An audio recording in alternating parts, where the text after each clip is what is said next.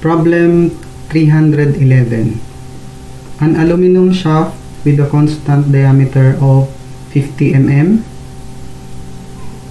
So, lahat yan, yung nasa gitna, 50 mm diameter, is loaded by torques applied to gear that attach to it, as shown in figure 311.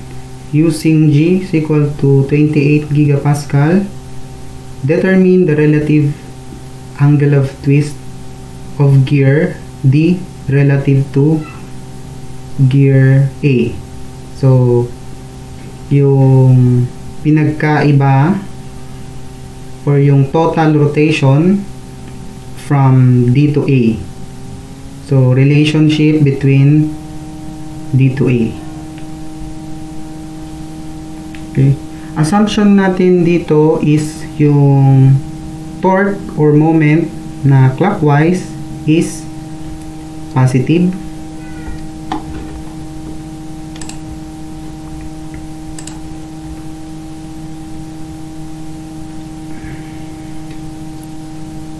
Positive yung clockwise, negative sa counterclockwise, positive ulit to, and then negative. So, collect natin yung given na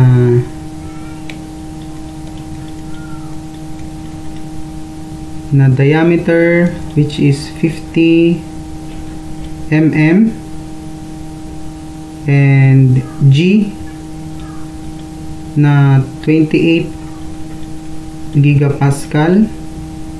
Then i-designate natin na ito si L1, L2, tsaka L3, itong mga segment. So meron tayong L1, L2, L3. Okay. Yung total twist, kailangan natin ng internal moment nung bawat segment. So before that, formula ng angle of twist phi is equal to TL over JG. So meron na tayong G, meron na tayong L. Kukuhanin natin yung internal torque, and then J ng solid shaft. Di naman siya hollow. So ang formula natin sa solid shaft is equal to J pi over 32 D to the 4th. So meron tayong D, which is 50 mm. So ang kulang na lang natin is yung T, which is torque. So T sub 1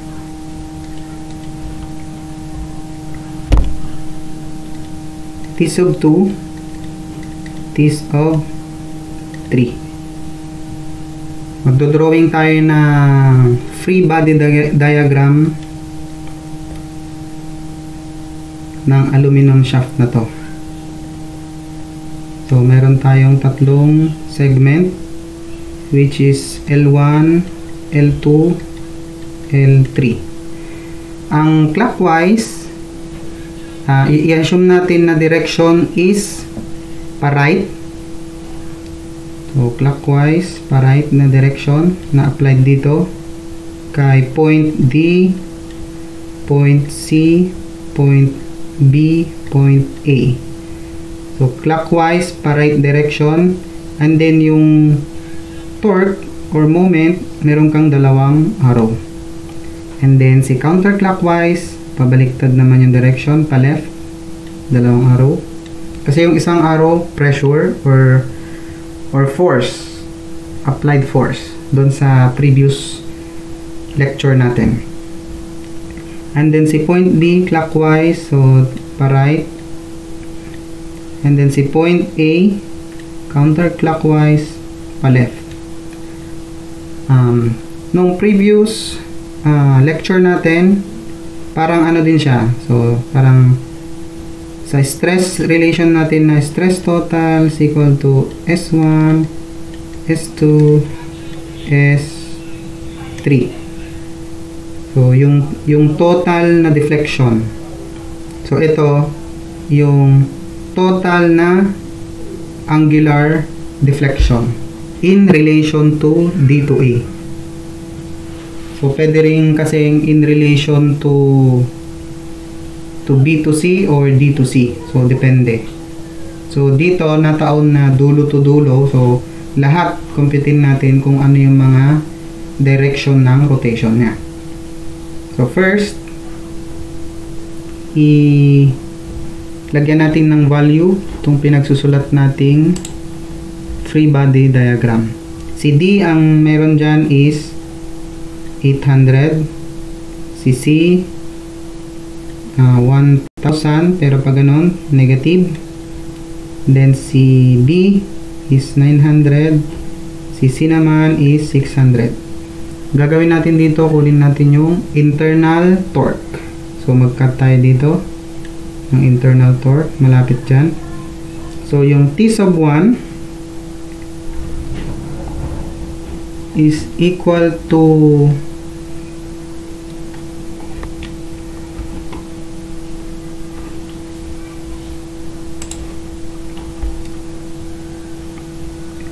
800 para kontrahin nyo to. So, ganun. So, 800 yung internal. So, mapapositive to or negative. Absolute value. So, yung kumukontra dun sa 800 dito. So, ito yun. Pa counterclockwise. And then, dito sa segment 2, L2. So, mag-cut ulit. So, ang consideration is from left. So, 800 minus 1,100. 800 minus 1,100 is equal to negative 300. So, big sabihin, kulang ng negative 300 to. So, pag ganito siya, yung itong torque, itong segment na to, yung internal torque niya is pa-clockwise. Pero negative. Diba dito? Ito counterclockwise, positive. Then, si torque 3, so mag-cut lang tayo dito. So, kung right ang i-consider natin, agad-agad 600. Or, 800 minus 1,100 plus 900. So, the same. 600 yung value. Okay, so yung pagkaka-twist niya is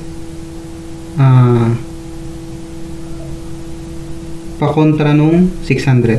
So, i-drawing natin dito para hindi tayo malito. From saan na yung ano? Ito, si internal nito pa ganyan. Internal torque. Si 2 pa counterclockwise, and then si L1 pa clockwise.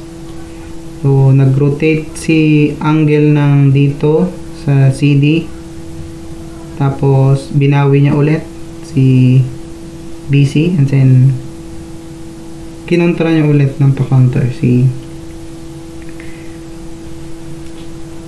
BA. So, clockwise.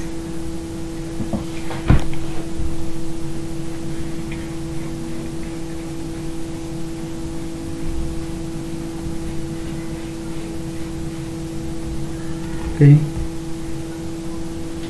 So, total number, so,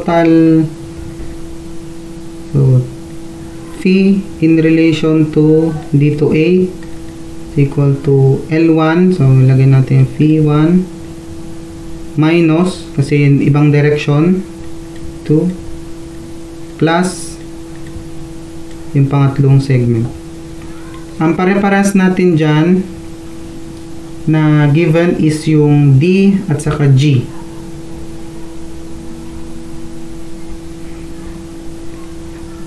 Yung D, mako-convert sa magagamit natin sa J, polar moment. Okay, so substitute natin yung constant na pare-parehas is JG, tapos T sub 1 L1 plus T sub 2 L2 plus T sub 3 L3 1 over JG is equal to torque na 800 Newton meter times meter, 2 meter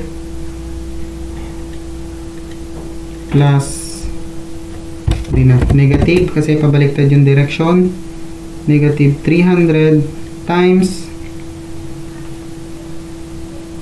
length na 3 meter plus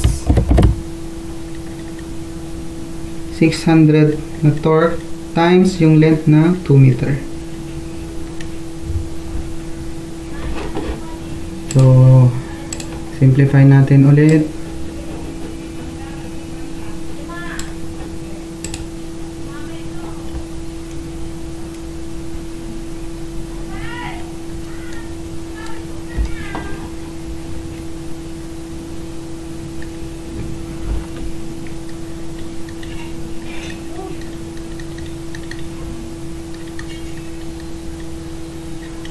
Equal to 800 times 2 minus 300 times 3 plus 600 times 2 is equal to 1900 Newton mm squared, yung ito, yung numerator,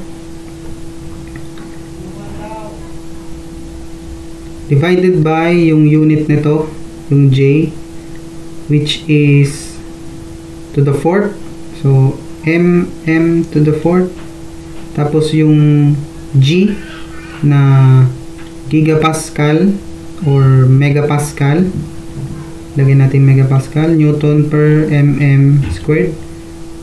So cancel, 2 na lang matira, so cancel yung 2, Newton. So okay yung unit, hindi na tayo magmo-multiply ng 1,000, ganyan. So, okay na to. So, 19 divided by J, pi over 32, times D na 50. Kasi, kanina, mm to the fourth, di natin ko convert.